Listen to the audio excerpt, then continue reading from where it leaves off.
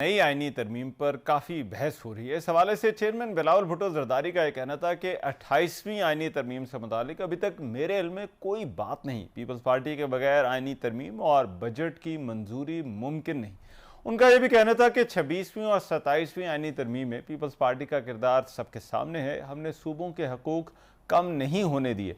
गुज़श्ता रोज़ chairman PTI barrister Gauhar ने भी 28वीं तरमीम पर हुकूमत से मौक़िफ़ वाज़ेह करने का मुतालबा किया था। उनका कहना था कि तहरीक इंसाफ के सामने अभी तक कोई ड्राफ्ट नहीं रखा गया। ये असम्बली 26वीं और 27वीं तरमीम के बाद 28वीं तरमीम की मुतहम्मिल नहीं हो सकती। उनका यह भी कहना था कि हुकूमत जो तरमीम है वो तमाम सियासी जमातों को एतमाद में लिए बगैर नहीं ला सकती। हम इन तरामीम के खिलाफ हैं, ये मुतनाज़े हैं।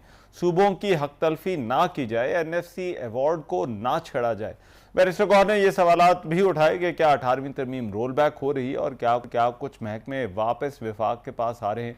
अब हुकूमत मुख्तलिफ टैक्सेस और महसूलात के मद में जो आमदनी इकट्ठी करती है उसकी मरकज़ और सूबों में तकसीम के लिए जो कमीशन बनाया गया उसे NFC अवार्ड कहा जाता है। इसमें विफाकी और चारों सूबाई वज़राए ख़जाना, मालियाती माहिरीन और दीगर हुकाम शामिल होते हैं। 18वीं तरमीम के बाद जो है बहुत से महकमे सूबों को चले गए थे। अब ये जो 28वीं तरमीम है इसमें क्या कोई जो महकमे हैं उनका रद्दोबदल हो रहा है विफाक और सूबों के दरमियान। और फिर सबसे अहम सवाल ये है कि जो NFC अवार्ड है उस हवाले से क्या कोई तब्दीली आ रही है या नहीं, और पाकिस्तान तहरीक इंसाफ इस सारे मामले को किस तरह से जो है वो देखती है, क्या उसका मौक़िफ़ है। शेख वकास अकरम साहब इस वक्त मेरे साथ जो है वो मौजूद है, मरकज़ी सेक्रेटरी इत्तलात है अपनी पार्टी के। उनसे इस हवाले से मज़ीद बात करते हैं। शेख साहब बहुत शुक्रिया आपके वक्त का। शेख साहब, ये जो बाज़गश्त है 28वीं तरमीम की, मीडिया रिपोर्ट्स हैं, तहरीक इंसाफ इसको किस तरह से देखती है? क्या आपको लगता है कोई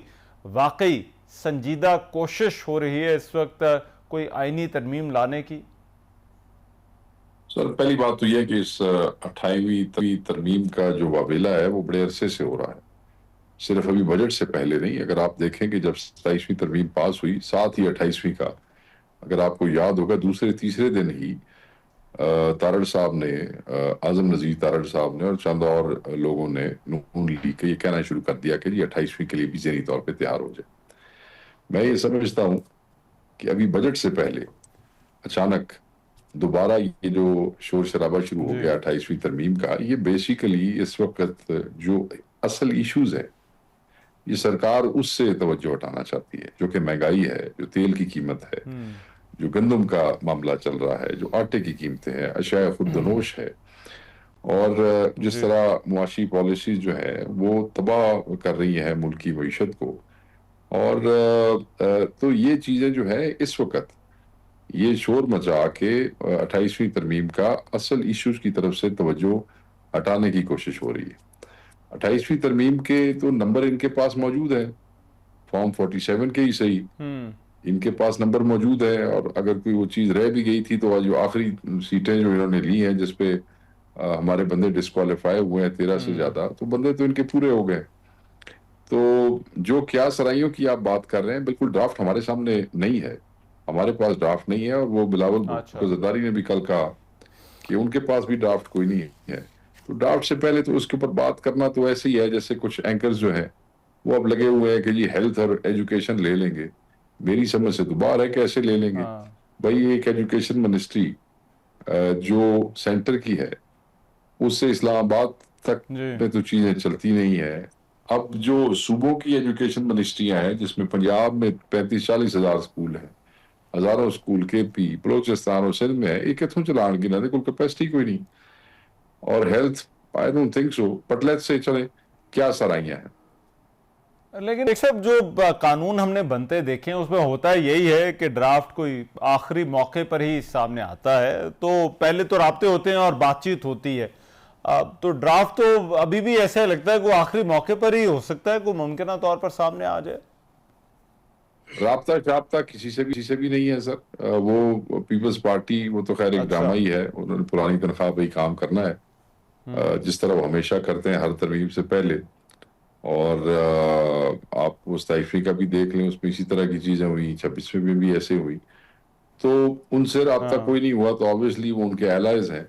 हमारे से कौन सा राब्ता होना है? तो हमसे तो कोई इस हवाले से राब्ता नहीं है।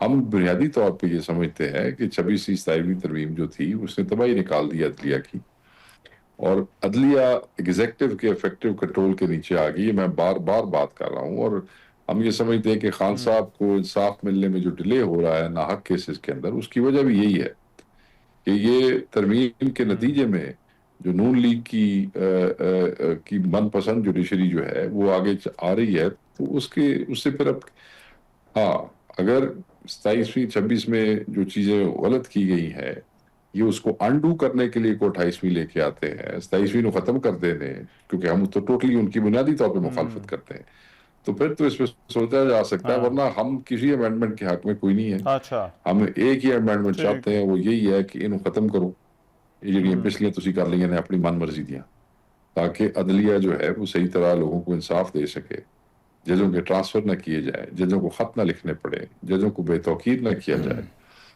और उनसे मनपसंद फैसले लेने के लिए मुनव्वर न किया जाए। तो बिल्कुल सर, हम उस पर बड़े क्लियर है। हम तो 27वीं में भी साथ नहीं थे, हम 28वीं में भी साथ नहीं होंगे। ठीक है, इसमें शेख साहब जो मेन इशू है वो तो वफाक और सूबों के दरमियान वसाइल की तकसीम का है। अब 2018 में भी जब खान साहब वज़ीर-ए-आज़म बने थे तो उस वक्त भी ये बात कहीं ना कहीं पर शुरू हो गई थी, और तब भी उनकी हुकूमत में भी ये बात होती थी कि वसाइल की जो तकसीम है वो दुरुस्त नहीं है। तो आपको लगता है ये जो वफाक और सूबों के दरमियान जो इक्वेशन है, क्या पार्टी ये समझती है कि उसको रीडिफाइन या रीडिटर्मिन करने की ज़रूरत है? देखिए सर, उसमें बहुत सी चीजों के ऊपर केपी केपी के साथ ज्यादती होती है, और केपी का जो ड्यू शेयर है जो कि हजारों अरब में हाँ। बनता है, वो उनको नहीं दिया जा रहा है, जो ऑलरेडी बनता है इस फार्मूले के तहत भी। और फिर हमेशा सिंध और पंजाब जो है वो अपनी गवर्नमेंट सेंटर में होने के नाते वो अपनी मन मर्जी भी करते हैं। पहले तो जो केपी का जी। जो ड्यू शेयर है हर छोटे सूबे का, वो उनको दें, जो आपने जो लाइबिलिटी है जो आपने उनको अदा करना है। उसके बाद ऐसा कोई भी फार्मूला जिससे किसी सूबे का कोई हक ना मारा जाए, वो अगर मुश्तरका तौर पे जो है वो एग्री हो जाता है, और वो सूबे खुद, मैं तो सूबे की एडमिनिस्ट्रेशन के हवाले से बात नहीं कर सकता, अगर वो इस पे आ जाते हैं तो फिर उस पर वो जरूर बात कर सकते होंगे। एनएफसी के हवाले से वो मीटिंग्स तो हमारी पार्टी की हुकूमत के लोगों को भी अच्छा। अलाउ थी, और वो जाते रहे और वहाँ मीटिंग्स करते रहे। बट इस वक्त बड़ी बात यह है कि आपने अगला फार्मूला क्या तय करना है। जो पिछले पैसे देने रहे हजारों अरब रुपए होते हो, इन्होंने जो सालाना दे नहीं दे रहे हो। लेकिन सब बहस तो इस बात पर है, वफाक ये कहता है कि वफाक का हक जो है वो मारा जा रहा है और सूबे अपने हिस्से से जो है वो ज्यादा ले जाते हैं। तो आपको लगता है कि वफाक को जो है वो ये कहने का जवाब बनता है कि उसका जो है वो उसके पास कुछ नहीं बचता और सूबे सब कुछ ले जाते हैं? सर देखें, इस पे बहस आपको याद है जब 18वीं तरमीम हुई तो पूरे साल सवा साल तक वो सेशन चले थे, याद है आपको?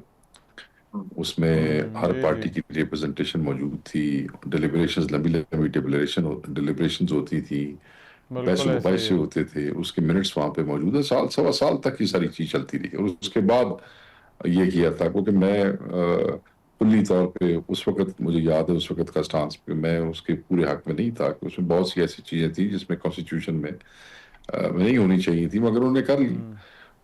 सूबे हमेशा से अपना हक मांगते रहे, और वो उस वक्त ये तमाम पार्टियां उसके अंदर शामिल थी जब इन्होंने दिया।